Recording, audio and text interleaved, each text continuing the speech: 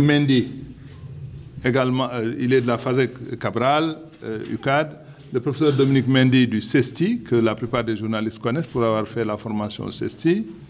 Le camarade Mohamed Nizir Sarr, que je ne vois pas, également membre de la délégation de la faculté de lettres de l'université de Cheikh Anta Diop de Dakar. Et les camarades qui nous reçoivent ici, bien entendu, je vais vous nommer l'ensemble des membres du bureau de la section sud-est Université de Thiès, que nous félicitons au passage pour cette mobilisation. C'est une journée nationale d'action que le Sud-Est a décidé d'organiser pour l'ensemble des 5 universités sénégalaises. Aujourd'hui, à Dakar, il y a un rassemblement au campus universitaire, au camp Jérémy, là où il y a le siège du Sud-Est Enseignement Supérieur. À Ziguinchor, les camarades ont également choisi au sein de l'université, après avoir discuté avec les acteurs de l'école, de se réunir pour échanger sur les conditions de la retraite. À Saint-Louis, les camarades ont décidé au niveau de l'UGB, de l'Université Gaston Berger de Saint-Louis, effectivement aussi d'organiser une manifestation pour cette journée de grève. C'est une journée d'action, c'est une journée de grève, elle est, si vous voulez, significative pour nous. Alors, mesdames, messieurs les journalistes, chers camarades et sympathisants, chers invités, notre syndicat vous remercie, bien entendu, d'avoir bien voulu répondre à notre invitation aujourd'hui à Thiès, suite à la réunion de notre conseil syndical national du 21 juin 2017 à Dakar, où l'un des objectifs principaux de notre rencontre d'aujourd'hui est d'informer l'opinion publique nationale, bien entendu, de notre évaluation des grandes orientations dégagées par la deuxième conférence sociale organisée par le gouvernement les 24 et 25 avril 2017 à dater des propositions qui sont formulées. Nous avons retenu, parce qu'il y avait d'autres points, notamment le point qu'on a appelé à l'époque l'évacuation sanitaire dont ne bénéficient pas les universitaires. Parce que la question de la santé à l'université, on est dans une UFR des sciences de la santé, mais la question de la santé à l'université est très grave. Les enseignants des universités et leurs familles peuvent être renvoyés des hôpitaux publics parce que l'université n'a pas payé ses charges ou ses redevances. C'est arrivé de nombreuses fois et il y a eu, je veux dire, un tollé qui en a découlé très souvent. Mais nous avons mis en exergue le point sur la retraite en abandonnant les autres, non pas définitivement, mais en disant qu'il faut mettre en exergue un point qui est en train, j'allais dire, de décimer l'ensemble des enseignants. Nous avons des collègues qui vont à la retraite. Et lorsqu'ils vont à la retraite, dans l'enseignement supérieur, ils se retrouvent à percevoir le 10e de ce qu'ils gagnaient lorsqu'ils étaient en activité. Faites le rapport. Lorsque vous gagnez 1 million en activité, vous pouvez vous retrouver à 100 000 francs. Lorsque vous gagnez 2 500 par mois en activité, vous pouvez vous retrouver à moins de 250 000. Voyez le rapport et voyez les conséquences tout de suite. Il est vrai que l'enseignant des universités va à la retraite à 65 ans. Mais il n'empêche que ce traitement qui nous est fait est le seul corps, en tout cas parmi les enseignants, qui est aussi maltraité.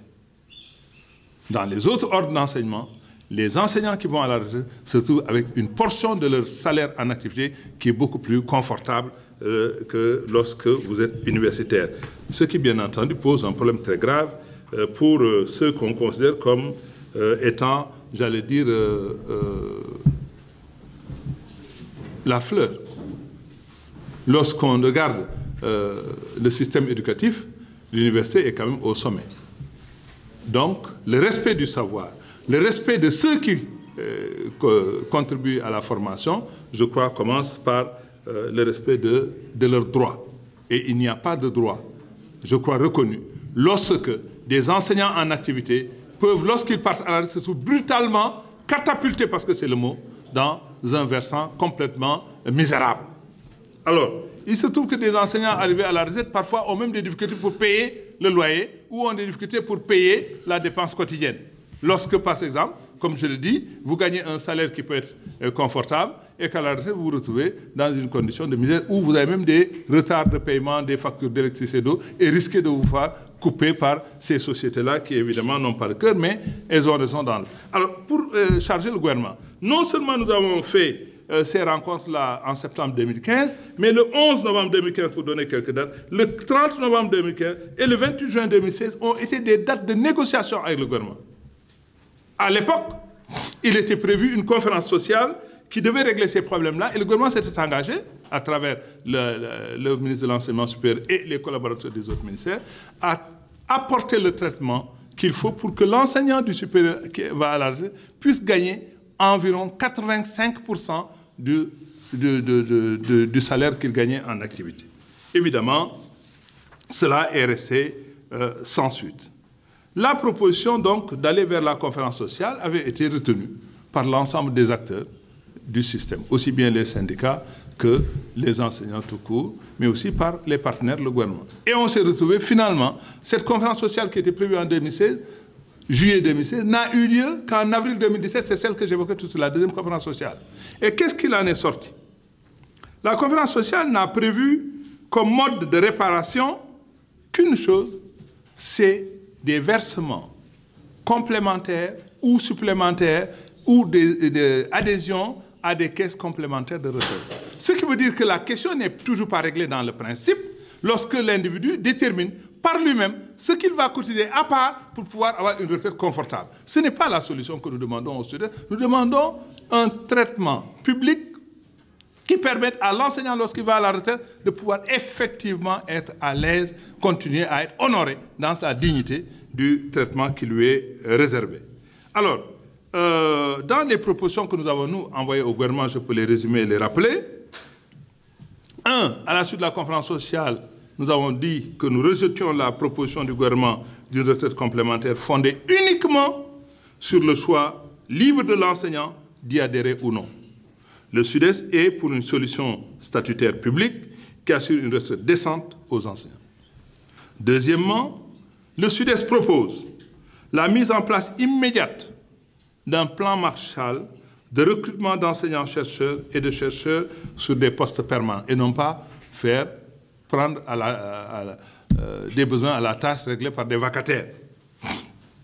Ce qui permettrait non seulement de faire face donc, à la massification croissante des étudiants, ce qui est normal, un pays qui se développe doit avoir plus d'étudiants pour avoisiner les normes de l'UNESCO. Nous sommes loin des normes de l'UNESCO lorsqu'on regarde la portion de la population qui est dans l'enseignement supérieur, bien entendu, mais aussi de développer un enseignement supérieur de qualité. On ne peut pas faire des garderies d'enfants à l'université. On ne peut pas créer des conditions où les enseignants sont si peu nombreux que la tâche d'enseignement devient diluée, devient, j'allais dire, une tâche routinière qui ne permet pas, en tout cas dans l'enseignement supérieur, de faire ce qui est sa véritable vocation, qui est de développer non seulement le système éducatif, l'enseignement, mais aussi de promouvoir la recherche, parce que l'enseignement supérieur repose sur deux mamelles. C'est l'enseignement, mais c'est aussi la recherche. Cette activité doit se développer sur la base des recherches qu'on fait pour produire davantage et développer les connaissances pour pouvoir développer notre pays, bien entendu. Alors, le déficit structurel du Fonds national de retraite qui devrait permettre de faire face à ces besoins, bien entendu, ce déficit structurel est du fait du gouvernement. C'est le gouvernement seul qui gère le Fonds national de retraite. Contrairement à l'IPRES, où il y a au moins la participation des privés, il y a la participation des patrons, il y a la participation des travailleurs, c'est une composition tripartite. Donc, la responsabilité pour l'IPRES, elle est une responsabilité partagée. Mais le Fonds national de retraite, il est géré uniquement par le gouvernement dans le ministère des Finances. Personne ne sait ce qu'il y a là-bas. Donc si un jour le gouvernement se lève pour nous dire que le Fonds national de retraite est déficitaire, alors que tous les fonctionnaires cotisent obligatoirement, vous ne pouvez rien. Avant que vous ne preniez votre salaire, on vous retire la cotisation FNR. Donc vous n'avez pas de choix, vous n'avez aucune responsabilité si le Fonds national de retraite est déficitaire. C'est ce que nous disons au gouvernement. Nous ne sommes pas comptables du déficit du Fonds national de retraite. On ne peut pas nous l'opposer. Le Fonds national de retraite, bien géré, relève de la responsabilité entière du gouvernement. Troisièmement, nous proposons d'indexer toutes les primes, toutes les indemnités au Fonds national de retraite, ce qui, bien entendu, parce que j'ai oublié de le dire, ce qui pose un peu l'envers de la médaille chez les enseignants du supérieur, c'est que vous pouvez être enseignant des universités, avoir un salaire relativement important et cotiser beaucoup moins que votre collègue du secondaire, en pourcentage. Je donne un chiffre comme ça. Un enseignant du supérieur peut se retrouver avec un salaire de 1 200 000, cotiser 45 000 francs au Fonds national de retraite chaque mois. Alors que l'enseignant du secondaire, avec 500 000 francs, va cotiser au moins 150 000 francs au FNR. Donc vous voyez, le rapport, il est tellement gros que, bien entendu, on ne peut pas avoir le même ordre de ratio à la retraite. Ce n'est pas possible.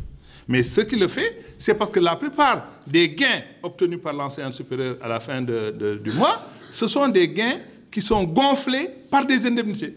Ces indemnités n'étant pas indexées sur la cotisation au Fonds national de retraite, il est tout à fait normal qu'on ait, bien entendu, le rapport inverse. Alors nous disons, nous, que l'État est responsable du déficit du Fonds national de retraite, il lui appartient d'en trouver la solution, que tout revenu ultérieur que l'enseignant du supérieur doit gagner doit être indexé sur la cotisation au Fonds national de retraite pour pouvoir rehausser